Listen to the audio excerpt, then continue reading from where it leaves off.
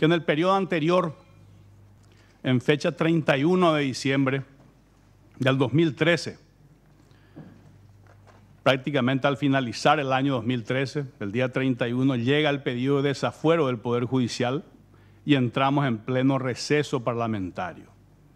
En esa ocasión yo solicité un permiso sin goce de sueldo, creo que por 60 días, que se me fue concedido gentilmente por la legislatura anterior. Y cuando ingresamos al periodo ordinario de sesiones, por iniciativa mía, en la primera sesión ordinaria, solicité se me conceda el desafuero. Tuve que rogar e implorar a mis colegas.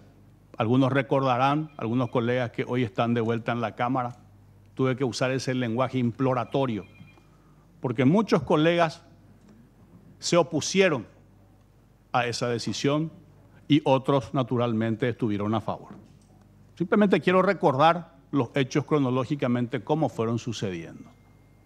Y a partir de ahí comencé mi recorrido para someterme total y absolutamente, patraña más grande que esa, la suspensión condicional del procedimiento y el reconocimiento objetivo de los hechos no implica una confesión. Es un error y una farsa artera la que pretenden instalar para confundir a la gente.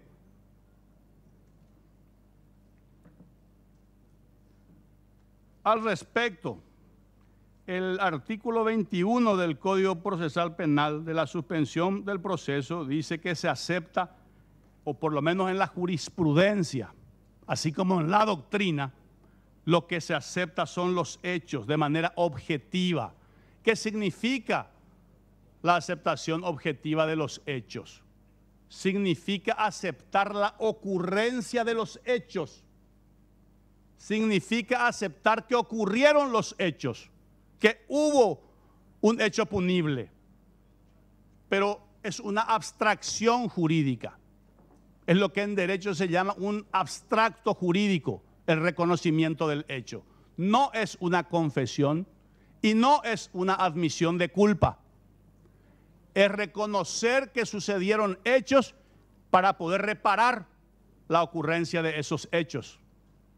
Por lo tanto, mal podría vincularse el reconocimiento de los hechos con una comprobación fehacientemente de ciertos hechos administrativos ocurridos en esta Cámara.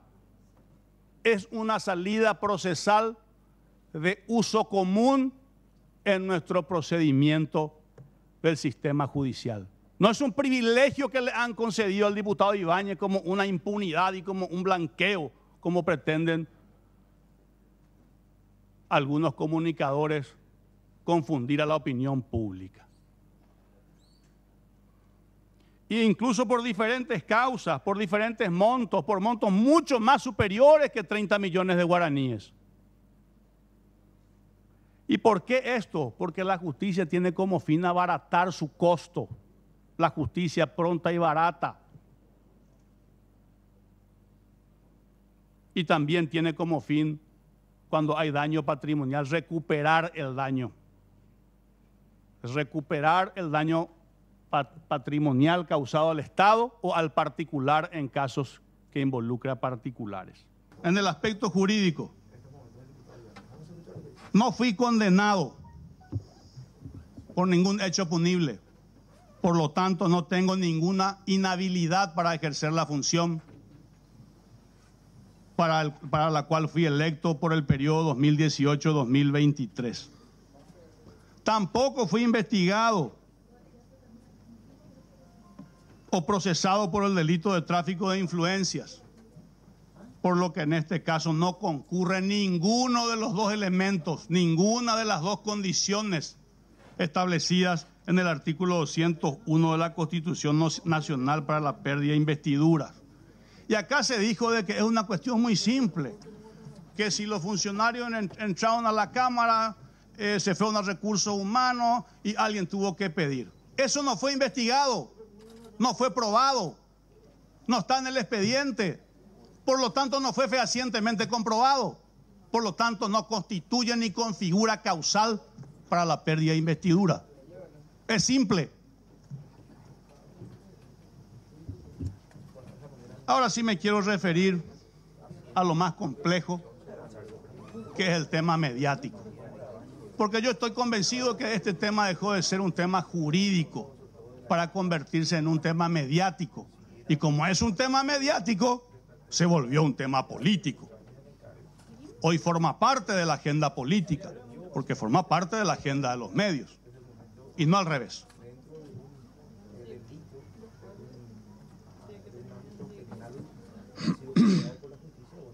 Mucha gente, incluso muchos de mis colegas y algunos periodistas a quienes conozco, me preguntan, ¿por qué tanta saña? ¿Por qué tanto odio? ¿Por qué tanto resentimiento del diario ABC contigo, diputado? Y algunos de sus periodistas, o algunos periodistas aquí en la Cámara incluso me preguntan si alguna vez tuve un problema personal con el señor Zucolillo, que en paz descanse. Para comenzar, quiero decir el gran aprecio y admiración que le tuve a don Acero Zucolillo. Como le decíamos las personas cercanas a él. Y en su memoria trataré de ser lo más respetuoso hacia su figura y su legado como protagonista de la historia de la libertad de prensa de nuestro país y del mundo empresarial del Paraguay. Esta es la primera vez que voy a contar la historia detrás de la historia. Muchos de ustedes, colegas, no lo conocen, especialmente los colegas recién llegados a la Cámara. Incluso muchos de mis colegas que han sido reelectos tampoco conocen esta historia. Y nunca he contado esto porque me considero una persona de códigos, que respeta a la familia y a las personas involucradas en una historia personal y en el ámbito privado. Nunca he roto el silencio en este sentido porque están en juego madres, hijos, esposas, y nunca quise actuar de la manera en que actuaron conmigo, tocando y dañando a mi familia. Pero hoy decido hacerlo porque gran parte de la historia dejó de ser privada con el acontecimiento de la triste partida de don Acero. Don Acero fue parte de mi familia. Fue parte de mi familia. O yo fui parte de su familia. Durante 15 años. Durante 15 años estuve unido en matrimonio con la ahijada de la persona que fue su pareja durante décadas. De esa relación nació un hijo varón que nació prácticamente al mismo tiempo en que nació mi hijo varón.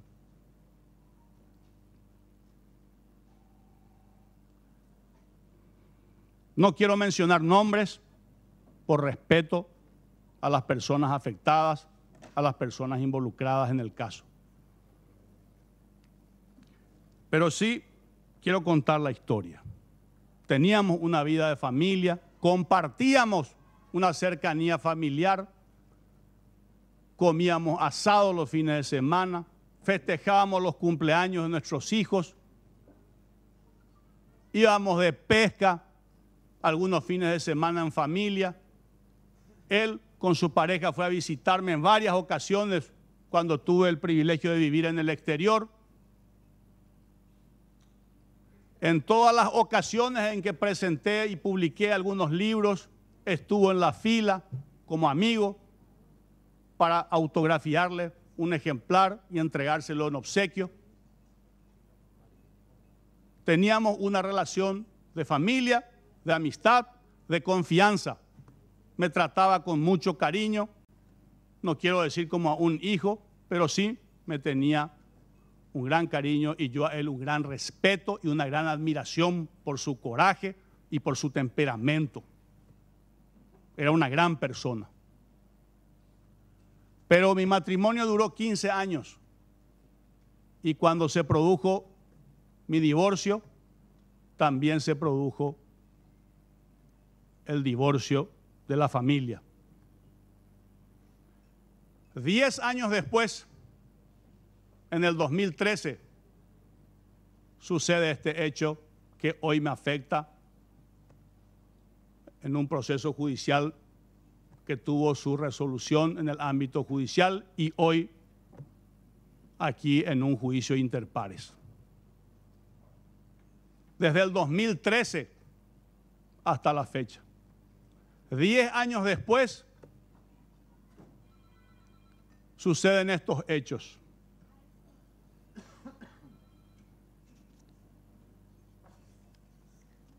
Diez años después, tiempo en que nunca más tuvimos contacto, nunca más tuvimos conversaciones y se produjo un distanciamiento, se rompieron las relaciones. Conclusión, no voy a emitir juicio de valor, ni mucho menos conclusiones. Las conclusiones se las dejo a ustedes y a los ciudadanos en general, del por qué tanta hazaña con mi persona por un caso de 30 millones de guaraníes. ¿Por qué tanta persecución? ¿Por qué tanto odio y resentimiento? Ustedes saquen sus conclusiones.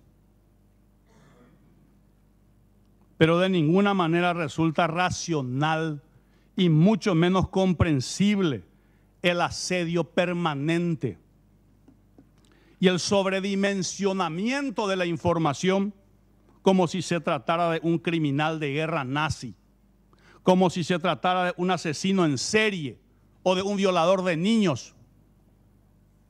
En 5 años me obsequiaron más de 300 tapas y más de 2.000 notas y artículos de opinión. Y aquí yo me pregunto, los grandes casos de robo al fisco,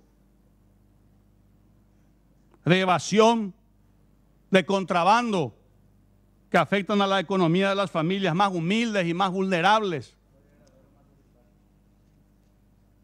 no tienen la más mínima exposición mediática comparando a este caso que me afecta. Y quiero citar algunos ejemplos nada más. El caso de la mega evasión al fisco, que aquí formamos una comisión bicameral para investigarla, que luego fue comprobado que llegó a 500 millones de dólares entre el 2014, 2015 y 2016. 500 millones de dólares de evasión al fisco. Y si eso no es robo, ¿qué es robo? Y perdono a todos aquellos que me juzgaron, prejuzgaron, descalificaron y dijeron barbaridades de mí y de mi familia. Solo recordemos de que ninguno de nosotros somos jueces. Ninguno de nosotros somos jueces para juzgar al prójimo. Para eso está el Poder Judicial. El que juzga será juzgado con la misma vara. Lo dicen las Escrituras, no lo digo yo.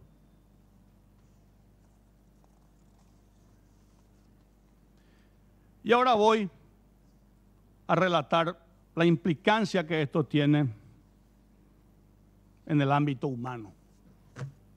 Me despojo de mi condición de político, de legislador y de colega para hablar como ser humano. Hace unos días estuve a punto de renunciar. Cuando el fin de semana pasado llevé a mi familia, a mi esposa, a mis hijos al interior para desconectarnos de la contaminación del ambiente mediático y sobre todo de la cobardía de las redes sociales, donde los militantes disfrazados, en su gran mayoría con perfiles falsos, se creen con el derecho a decir cualquier cosa sin ninguna responsabilidad. Esto nos interpela a que el día de mañana tengamos que mirar eso con más responsabilidad y pensar en la posibilidad de una regulación del instrumento de las redes sociales para difamar a otras personas sin razón, sin causa. Y no me refiero a mí, me refiero a toda la sociedad paraguaya. En ese momento comencé a cuestionarme si valía la pena seguir esta lucha,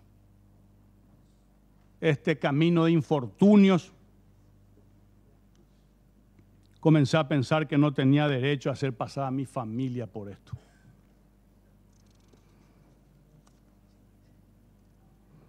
Los políticos también tenemos que hacer nuestra autocrítica.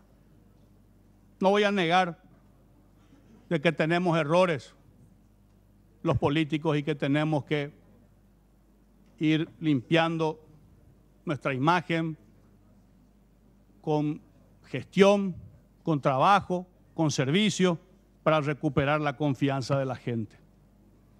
Pero yo no soy quien para dar cátedra de moral y de ética a mis colegas.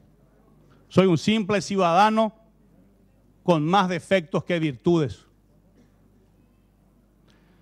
con desaciertos y aciertos, con luces y sombras. He aprendido de mis errores, eso sí les puedo asegurar. Intento ser cada día una mejor persona. Creo en la redención humana y en el perdón. Creo en el amor al prójimo. Creo que nuestras caídas no nos definen como personas, sino la actitud de humildad con la que nos levantamos de nuestros errores y de nuestras caídas.